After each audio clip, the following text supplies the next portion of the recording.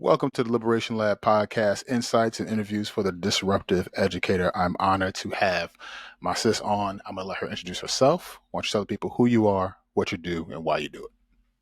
Hey, my name is Lettie Gore. I am a historian. I'm a racial justice educator. I'm an adjunct history professor. I am a podcast host of the podcast History Shows Us. I am a James Baldwin stan.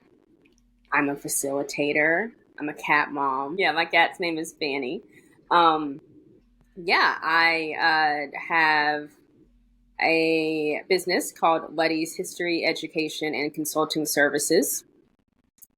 That essentially is where I combine my history knowledge with racial justice and anti-racism knowledge and conflict resolution.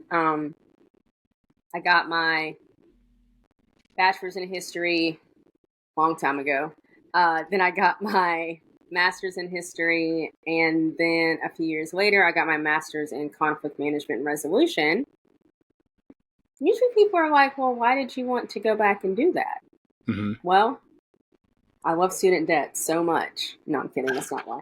I'm in a lot of it, but I just felt called to, honestly. I felt called to do that. And I realized, too, people were wanting to have these conversations about racism and white supremacy, but they didn't know how to have the conversations. And so I was like, well, we have facilitation, mediation for family disputes, and custody battles, like all these other things. But what about being able to have conversations that are the quote unquote hard conversations? Yeah. And I don't mean all the time, because I don't engage in all of them. I just don't. But my conflict resolution program taught me a lot about myself too, because I had to learn a lot about trauma, the mind. Of course, tangible skills with mediation and like facilitation, of course, like those things, but people don't realize how much deeper it is. Whenever you are in conflict, your body is reacting. Yes. So you have to understand, right, trauma and the nervous system and what triggers are. So basically, though, combine that with my history knowledge. And whenever I was getting my master's, it was in American history, but I focused on Black history in the United States. Yeah. And race studies. So there's that. Also, I have started a pop-up bookshop. Well, it's a pop-up for now, but it's called it's called But Then You Read, and it's in honor of James Baldwin. And I'm actually having my first pop-up event next week. So yeah, there's some about me. Awesome. We're wishing you much success, particularly in this climate, right? With all the things that are happening. I figure I put all my cards on the table and say, at the time of this recording, we have and continue to experience bans on books, bans on history, telling people whose history is preferred, kind of sowing. I'm gonna use the words seeds of like discord amongst people, right? When you look at Asian history being allowed in Florida versus African American Studies, AP, right? And then also with affirmative action, race conscious admissions being at the forefront of a conversation that was levied with Asian folks being at the center. Like there's a whole lot going on that, there's so many different avenues, right? And so as a historian, when you look at the landscape of these yet to be United States of America, what are some things that come to mind? What are some things that you're seeing from just a historical standpoint? Stuff that people wouldn't normally see, the connections that you might be seeing even now. Yeah. There's so much happening in this country right now. But I would be doing us all a disservice if I did not begin what I'm going to say with a James Baldwin quote, because who would I be if I didn't read Jimmy, Come right? on now. So in 1965, he wrote this essay called The White Man's Guilt. Hmm. And yeah, I'm going to read just a little bit from it. Just a Take us few to the Book of sentences. Baldwin, please. So in this, he writes, one wishes that white Americans would read for their own sakes this record, he's talking about history, Hmm. and stop defending themselves against it. Only then will they be enabled to change their lives. The fact that they have not yet been able to do this, to face their history, to change their lives, hideously menaces this country. Indeed, it menaces the entire world. Then he goes on to say that the great force of history comes from the fact that we carry it within us, are Hmm. unconsciously controlled by it in many ways, and history is literally present in all that we do. And then, this is the last thing I'll read, he writes, on the other hand, people, white people, who imagine that history flatters them, as it does indeed, since they wrote it, are impaled on their history like a butterfly on a pin and become incapable of seeing or changing themselves or the world. This is the place in which, it seems to me, most white Americans find themselves, impaled. They are dimly or vividly aware that the history they have fed themselves is mainly a lie, but they do not know how to release themselves from it, and they suffer enormously from the resulting personal incoherence. You The said you end. said Jim. You said Uncle Jimmy wrote that when? Uh, What year? 1965. It sounded like he wrote it yesterday. Mm-hmm. Yeah. Yes, it does. Yes, it Yeah. does. There's always something Jimmy wrote or said that is applicable. Absolutely. Always. Yeah. And yeah, I mean, what he wrote in 65 is exactly what we see now with this country as a whole, with white America, with the function of whiteness Hmm. and white supremacy, right? These systemic issues. And you had asked, like, what are some things that just come to mind from a historical perspective? Yeah. I think people look at things today and they think that it's new, right?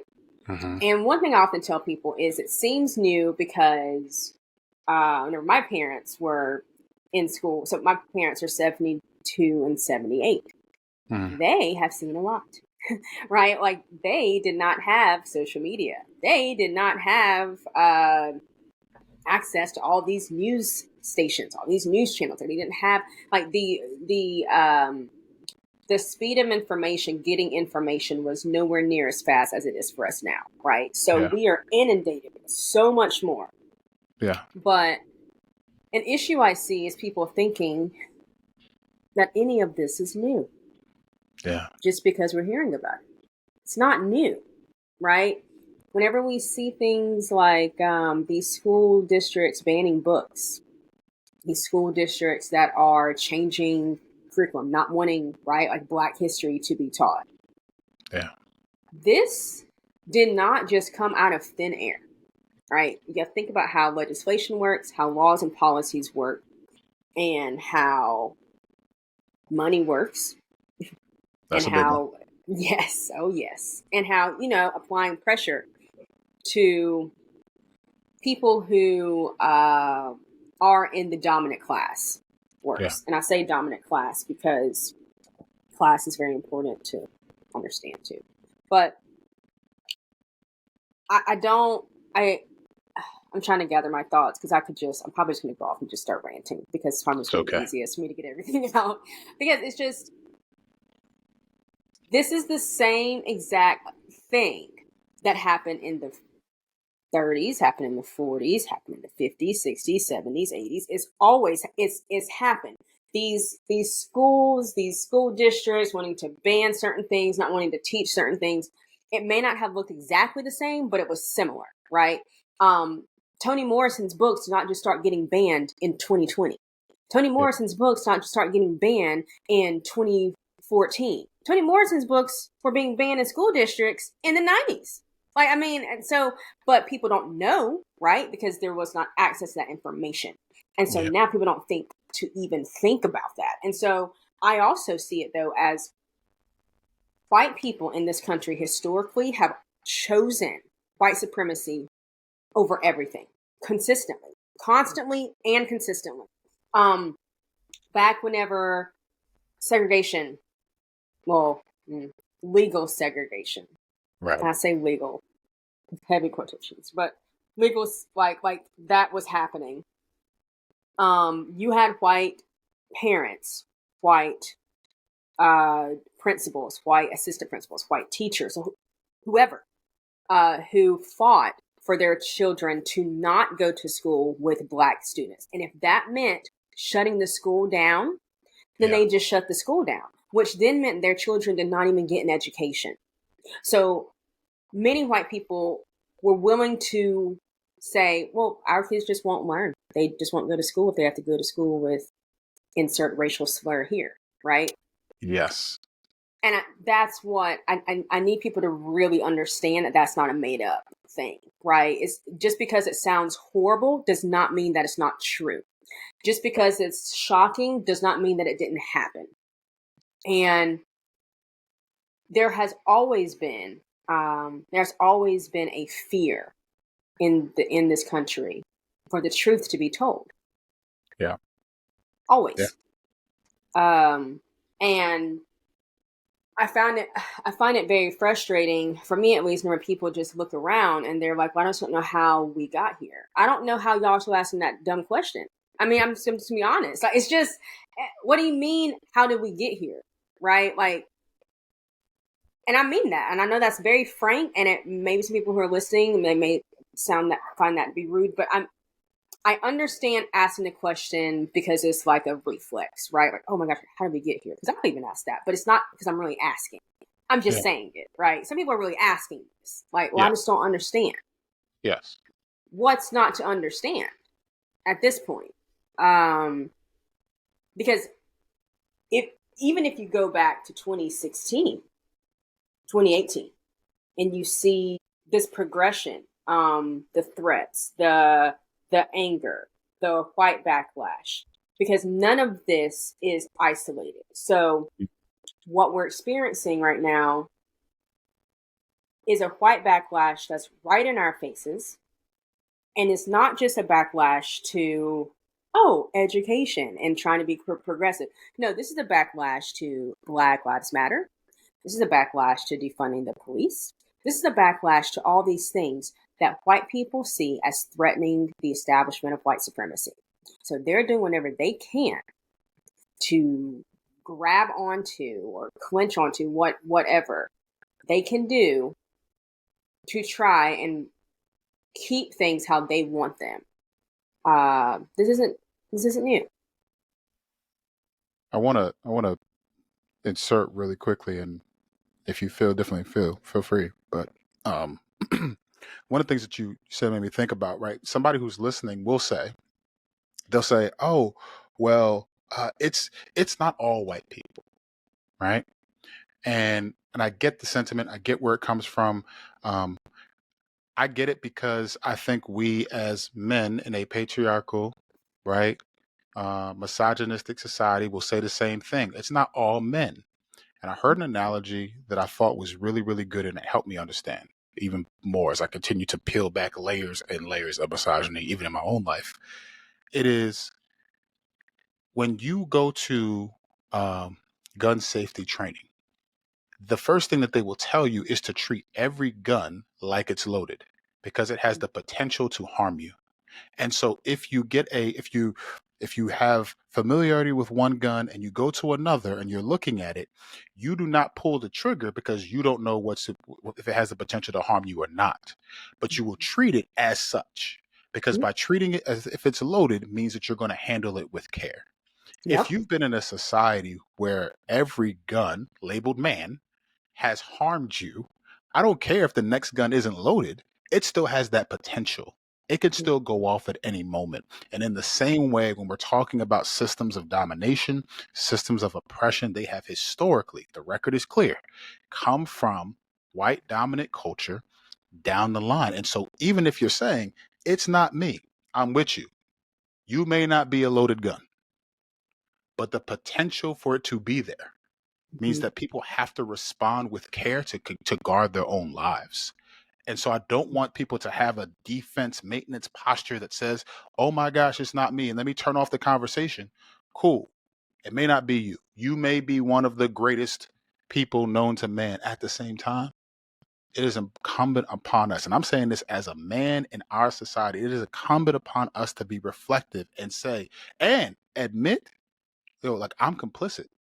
Like, we all have a part to play in this. And if we don't get to that point, how are we ever going to move the needle forward? How are we ever going to change things if we can't admit where we've been? Which is a very interesting way to have this conversation when you think about how we're trying to eliminate again where we've been so we can stay where we are. Mhm. Yes. No, it's a really wonderful analogy because that's exactly what happens, right? People will say, "Oh, but not all white people." Yeah. And one of my first reactions to that is, why is that your first response? Right? Like, why is that like your first response is to say, "Oh, but it is not to hear what I said. It's not to listen. It's to defend." Right? Yeah. And so, to your point, that's the reality for many Black people that I know. Yeah. We're not all the same. We're not a monolith, right? However, looking at history, historically speaking, right, we carry this trauma. Yep. We carry it. It's that's just undeniable. That's a fact. Yep. And the trauma that we've experienced is because of like these systems that were put in place to keep us inferior, to keep us they're racist systems. And I having the conversation of but not all white people at this point is just a not a waste of time. It's not that, because I'm someone who I lead workshops and I facilitate conversations and things like that, absolutely, and I do trainings around Right. anti-racism work, sure. But I don't Right. coddle white people's feelings, right? We are Yeah. at this point where if you're still there, like, I'm gonna need for you to do your work and get past that. Yeah. Yeah. Yeah.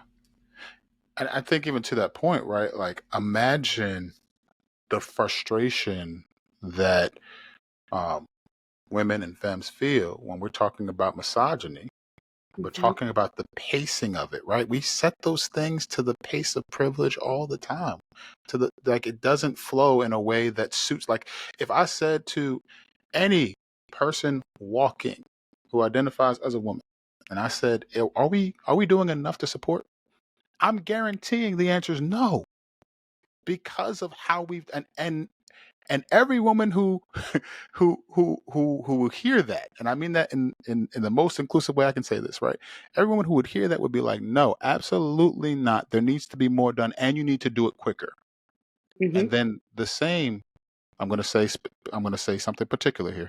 The same white women who will hear that and say we need to move faster and you do more and do it quicker will then turn around when the power is flowing through them, right?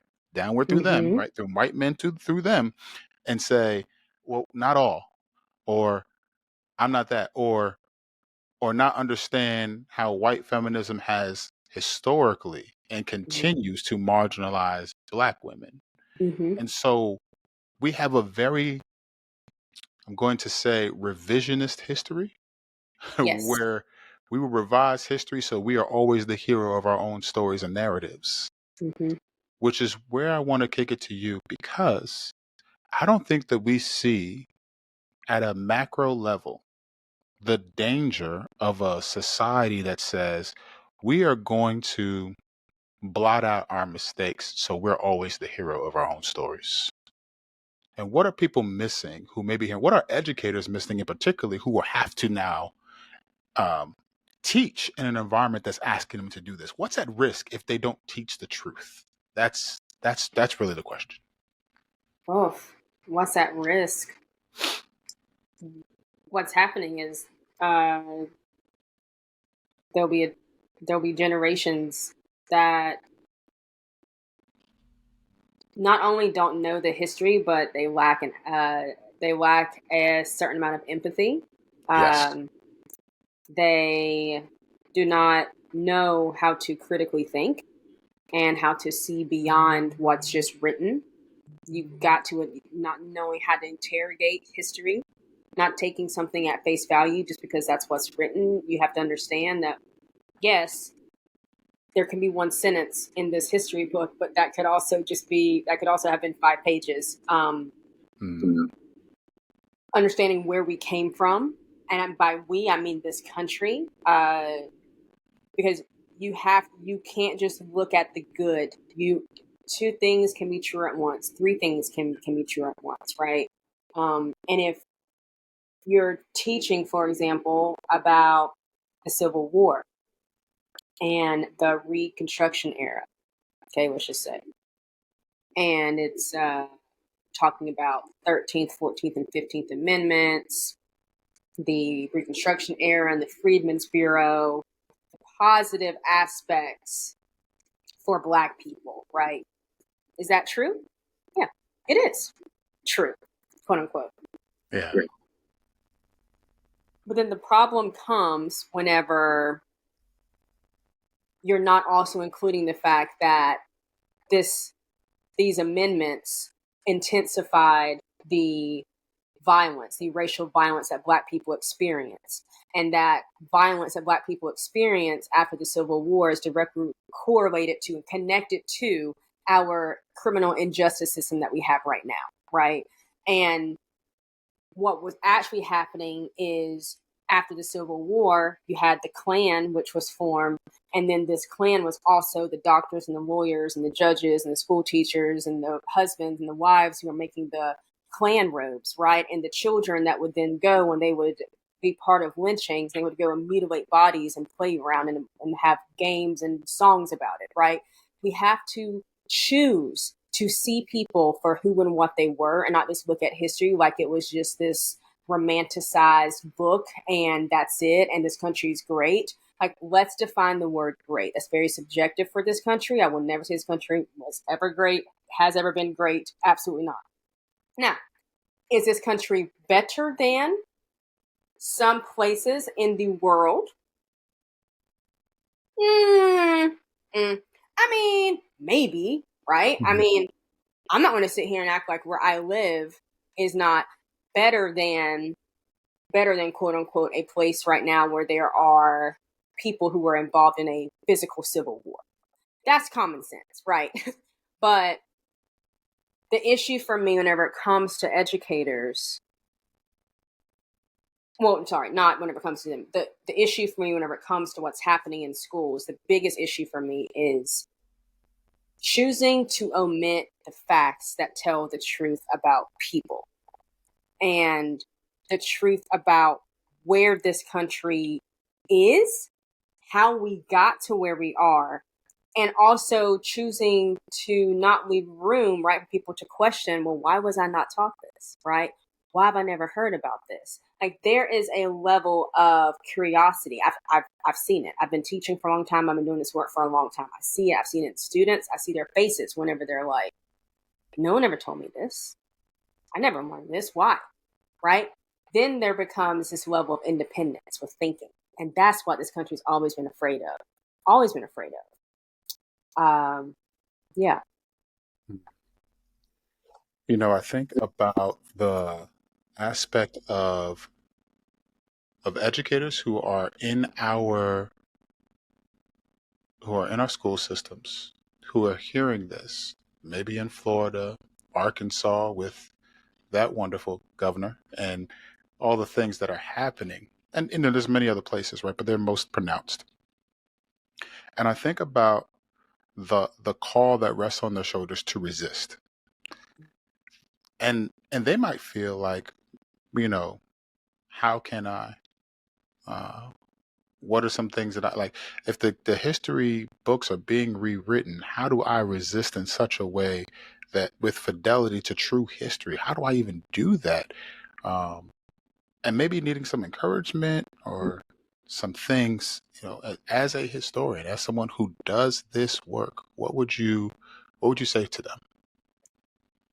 That's a great question. And I mean, I have never taught in a public school.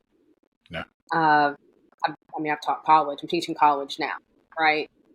And for those teachers out there that are reading this history and they're like, "This is not what I want to talk about. This is not. This is disgraceful." Finding without risking your job, of course, right? Finding ways to just sprinkle a little bit in there, here and there. I don't know what that would look like though for people because I don't.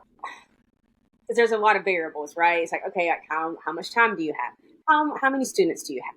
Are there people who are looking at your lesson plans down to the nitty gritty, right? And I can think of, okay, this is just me right now. Like I am teaching American history too at a local community college, and we have a textbook, and we have to put our things on Blackboard because I'm teaching online, not in person, and there's only but so much time, right? When I looked at my syllabus or I've created the syllabus, I created the course schedule, I literally have a week for each chapter, right? So what I do is I tell my students, because of course, I mean, I can teach what I want for the most part, how I want. But Hmm. what I tell my students is, okay, you all just read this chapter about the Reconstruction era. Well, now here's 3 extra readings or 1 extra reading and 2 videos I want you to watch about racial terror, racial violence. And you're going to do some reflections on that. Is it more work for them to do? Absolutely. Yes. Well, also it's college. But what I told them was, but here's why. Here's why this is important. Here's why why it's critical that you understand this if you want to be people in this world that are going to want to push forward for change and what you decide is justice, what I think is justice, right? But I can't put my opinion out there, of course, but I tell them the why behind it, Yeah. why this is important. And Yeah. so for educators that are K through 12 and they're in these districts or in these states where they're not able to teach what they want, like, number one, don't lose hope. And I know that sounds very cliche.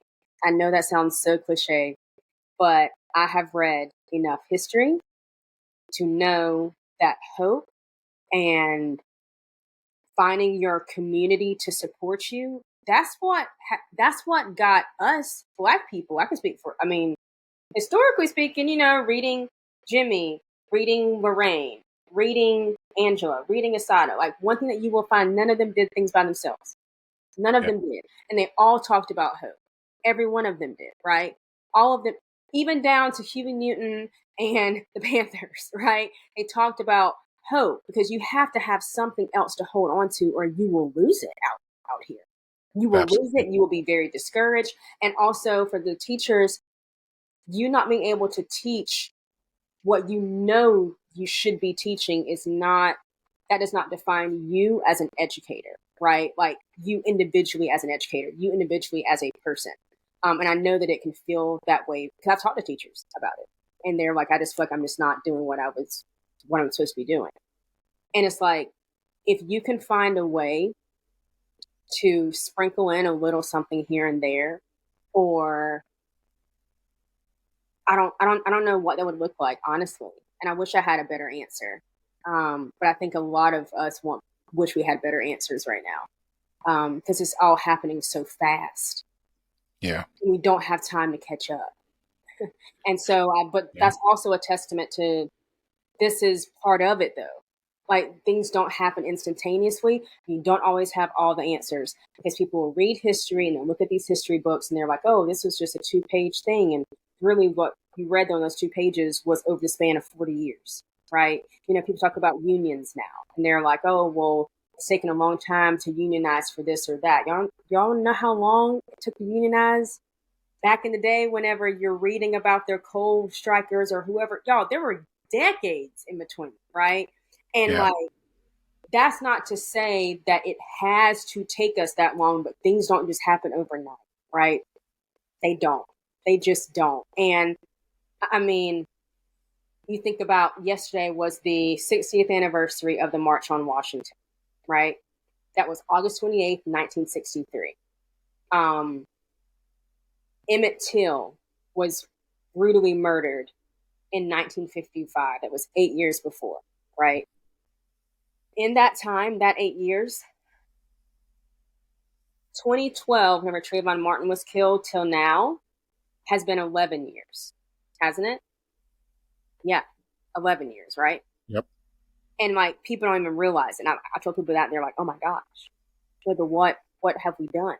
What has changed? What has happened? Actually, I mean, a lot has happened, right? Like Right. a lot has happened. A lot has happened.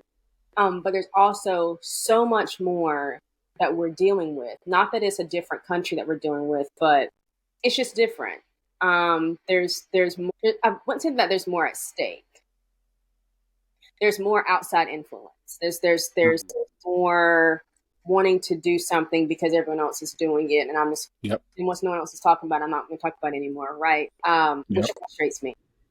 It Yeah. frustrates me, right? Because if people look at my feed, I've done the same thing since 2016, right? Like, it's the same kind of stuff, right? And I'm not Yep. saying that to bash anyone. What I'm saying is, like, there's got to be a level of consistency, and there's got to be finding what you can do, because there's always going to be multiple issues happening, 1,000%.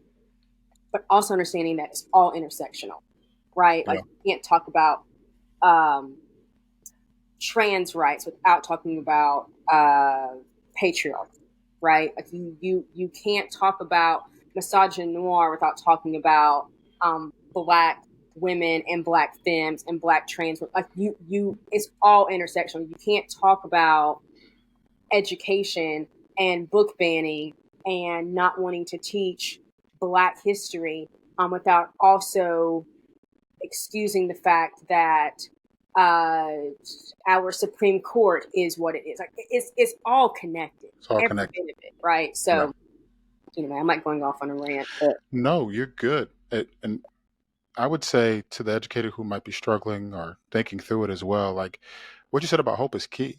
Um, shout out to Dr. Duncan Andrade, whose work on critical hope is major. Um, and so I would commend that work to you. I would also say one of the best ways that I could picture it, and I think it pictures a lot, is my favorite Disney movie is Mulan. Um, and in it, there's this part where um, she is in taking her father's place in the royal army. She's about to get kicked out. They have just sung "I'm gonna make a man out of you," and she's at the point where she's standing in front of this pole, and they give these two weights, and they say you gotta carry the weights up this pole, and she's the only one smart enough to recognize if I use these weights as a counterbalance, I can then get to the top of this pole.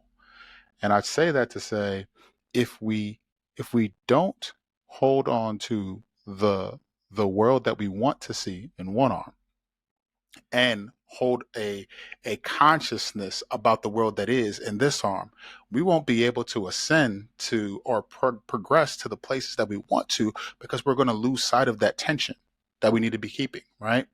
In addition, I would say the the there is a deep connection in education and educators with the risk. I'm going to say risk of the freedoms that you can take and your knowledge of the curriculum. Like, if it is a terrible curriculum, I want you to know every single place that it is horrible, right, because then that'll tell you exactly how to, like you said, season it with the truth. Because if they are going to tell you something that is outrageous in module 5, then maybe that structures how you're going to lead into it with the lessons that you're going to sprinkle in with modules 1 through 4. So I'm going to say know that thing in and out, know what the horror story is that they're trying to portray, and then on top of that, then be able to take the freedoms necessary to teach truth. Like, you don't need to to figure out all the things to be able to restructure the curriculum, right? It is the same way, like, I think my grandfather told me, like, when bankers were trying to figure out what counterfeits were, all they did was study what was real. Mm-hmm. They studied a real dollar, so they knew when a counterfeit came across, it didn't look like this. Know Right. what's real. Mm-hmm. If you know what's real, then when a fake comes, you'll know how to kind of rack that thing, Absolutely. and help us move forward. Yeah. As we are moving closer to, I want to honor your time. I wouldn't be remiss if I didn't ask you about the gentleman over my shoulder, my right shoulder here, um, and your love, your um, honoring of the man I call Uncle Jimmy. When did it start? Talk to me. Just geek out about James Baldwin for a few with me. So it's funny that you have him because I have him right here. There it is. Yeah. Yeah. Um, he's of course right above my couch. But so I met James Baldwin, and by met I mean through his work. Yeah. In 2009, 2009, I was in a African American film. Wasn't no, I think it was just a Black History class that I was in at the University of North Carolina at Wilmington, and my professor, Dr. Glenn Harris, he's still a great friend of mine. Matter of fact, he was the hardest on me throughout my entire grad school career, getting my master's in history. He's the Yeah. reason why I'm the historian I am, but he introduced me to Baldwin. And I don't even know how sometimes put it into words, except that James Baldwin was posthumously my mentor and has Yeah. since I was introduced to him. Yeah. Baldwin helped me learn how to read history Hmm. on a deeper level. Reading James Baldwin's work, listening to James Baldwin, and I mean watching his interviews, watching his talks, watching his eyes, watching his movements. I could feel his energy, right? Yeah. And I really started diving a lot, like heavily into Baldwin whenever I started graduate school, spring semester of 2012. Hmm. Of course, I mean, I had read Baldwin before, but really was super focusing on him, right? And Hmm. February of 2012 was whenever Trayvon Martin was murdered. If it had not been for Jimmy and reading his pieces that are not the most popular, right? I'm not talking the fire. Yes, the fire. Like, everything that he wrote is very important, absolutely. Right. But it was it's the other little quote unquote little things people don't know about, like his news interviews, right? Or Hmm. his shorter essays, the ones that are not the fire next time, or nobody knows my name, or if Bill Street could talk. Bill Shook talk. Yeah. Right. But I also believe that with Jimmy, I'm very much guided in my life by the Spirit, by God, not the white supremacist God. No, no, no, no. Not that God and not that Jesus. And not to get quote unquote religious. I hate that word, but not to go that route here. But this is very important because if people do not read Baldwin as someone who was a queer Black man, and Right. also right a Black man that did not like the church but was formerly like was in the church, was in In the the church. yes, right, Yeah. that never lost this spirituality, right? But he did not like religion. But he never was never pessimistic, right, towards what he often writes about, right? Like what he exudes. Yeah. Yeah. Baldwin, whenever I'm feeling confused, when I need some comfort, when I'm tired of this country, I pick up Jimmy. Mm. I have two of his quotes tattooed on my body. Like that's one of them is in like prime real estate area, the way I like to call it, like on my left forearm. It says people are trapped in history and history is trapped in them. Yeah. And my tattoos are for me. And I got that there because it's a reminder for myself. Because this work I do as a Black that has this passion, that is a historian, that deals with white America, is exhausting. Yeah. It's exhausting, right? But between the people I read, their voices in history, and I don't mean just the books that talk about these people. I'm talking primary sources, their voices, their words. That is what reminds me, right? Why I do what I do. Also, the fact that this is like an anointing of some sort. But Baldwin, James Baldwin, whenever I was introduced to him, instantly changed my life. Jimmy comforts me, and that may seem odd to some people, but and by me saying James Baldwin and Jimmy, but there's a reason for that. I met Nikki Giovanni several years ago, and it was for like a brief moment. And those of y'all who do not know that are listening, there's this iconic conversation that James Baldwin and Nikki Giovanni had in 1970. And you should definitely go to YouTube and find it and watch it Yes, all over and over. Go ahead. Sorry. yes, no, it's incredible. And I remember, I guess I met Nikki Giovanni. It must have been like 2013, 2014. And I went up to her and I was like, I admire you. Like I said something else to her. I was like super like fangirling. I read a bunch of her stuff. And then I told her, I said, but your conversation with James Baldwin changed me. And for like a split second, her face like softened like a little bit more. And she said, ah, yes, Jimmy. It's like she knew it was like she knew him on such a deeper level. And here I am talking with her, and she's like a foot shorter than me. And all I can think is, you were impacted by James Baldwin and you impacted him, right? Because there Yeah. was a huge age difference between them. But he talks about how he learned from everyone, right? And James Baldwin, as much as he experienced in his life, as much as he saw, as much as he went through, because Baldwin was bitter. He was bitter Yeah. after King and Malcolm and Medgar were murdered by this government, right? By this country. He was bitter. He was upset. He was angry, but he never abandoned this country. He never abandoned it. He would leave for a little while. He didn't abandon it. Yeah. But he also didn't mince his words. Baldwin taught me how to speak up, right? Baldwin taught me how to say what I want to say. Like Baldwin's teaching me, and my professors also teach me. Because like my professors are teaching me how to be a historian and how to stand and be able to defend anything I say, right, even against them. But Baldwin was also teaching me, and so I'm just forever grateful. Truly, yeah. Yeah. I so appreciate you sharing that, and I think it's just a further reminder that when you talked about all of us on all things being, the intersectionality of all things and how we had to have that approach, Mm-hmm. um, there is a connectedness that we should feel if we're reading history correctly. Yes. And thank you for reminding us of that. Yes. As folks are getting in touch with and encountering your genius for the first time, how can they tap into your work, who you are, and supporting you? Where can they find you?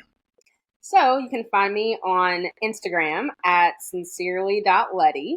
I'm on Facebook also at sincerely Lettie.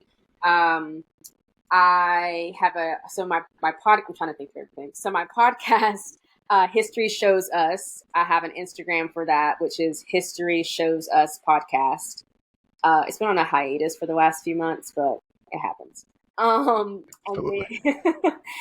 And my website is sincerelylettie.com. That is really where my history education and consulting services. You can get in touch with me that way. You can sign up for my email list. I offer like one-on-one consulting, so like anti-racism consulting. I don't like to call it coaching, just consulting, because it's more so for people who are like, all right, I'm stuck. I've been doing my work. I need to do more, right? I don't hold your hand through the basics, but what I do is, well, what I do. And that is encourage, but also hold you accountable. Give the history with tangible information for you to see how it connects to today. And also go through things with you like, hey, maybe someone needs to know how to talk to their uncle that said something racist, and they're like, I don't even know how to do this. I'm the person that helps you with that, right? So you can book sessions with me like that. I do it for businesses also, boards, nonprofits, workshops, trainings. I do research for people too. So if someone wanted to know about racist laws in their city, for example, they had no idea how to even begin looking at it, you can book a session with me. I can help you with that, and we can go from there. So yeah, there's lots. People can book things just like a Calendly link and everything. My bookshop that I am starting, but then you read. Matter of fact, I will now tell people where that name came from.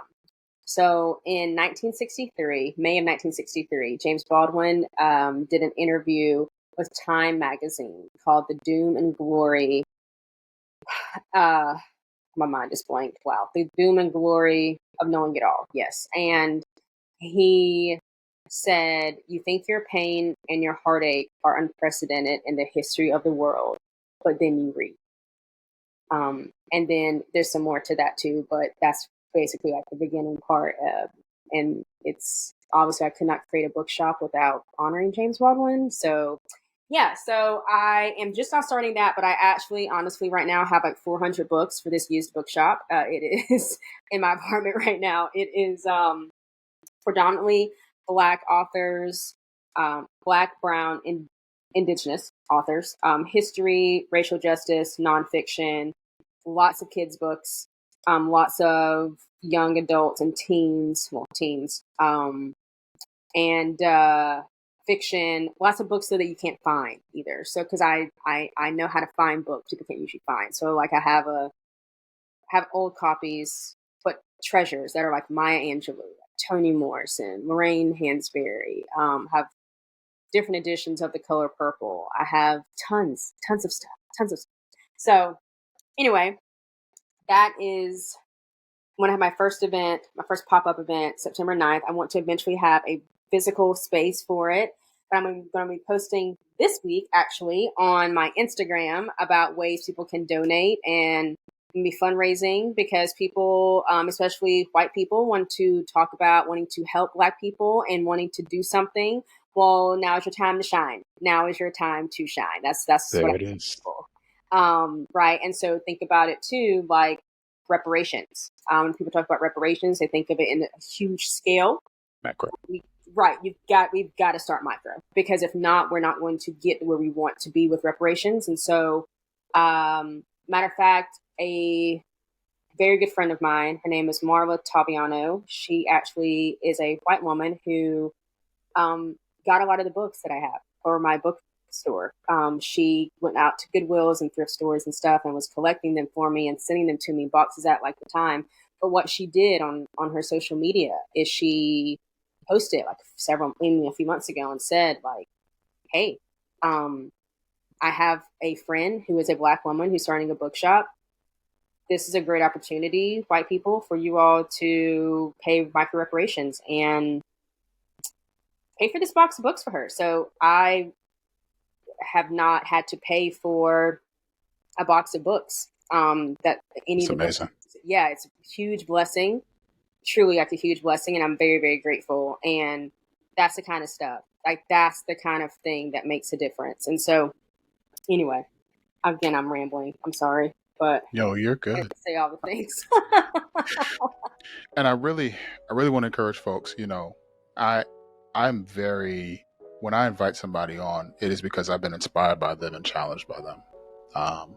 And so I just want to encourage you with that. Like, your presence here honors me, and I appreciate you spending time and space with me to talk about these things. And I hope that our audience appreciates it too.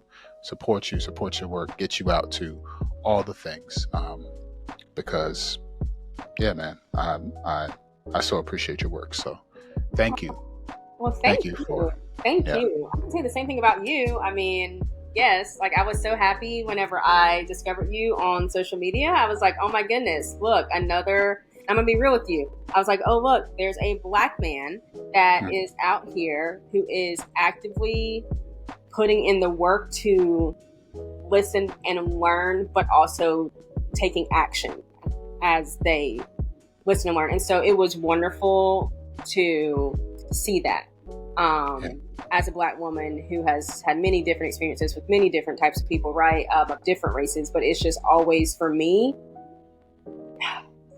it's just goes back to hope and like things that cite that. So yes, thank you too, Bobby. I needed to hear that. So thank you. Yeah. Thank you so much. Yeah, thanks. I can't think of a better place to end. So there it is. Thank you for having me. This has been great. Absolutely. Absolutely. Thank you.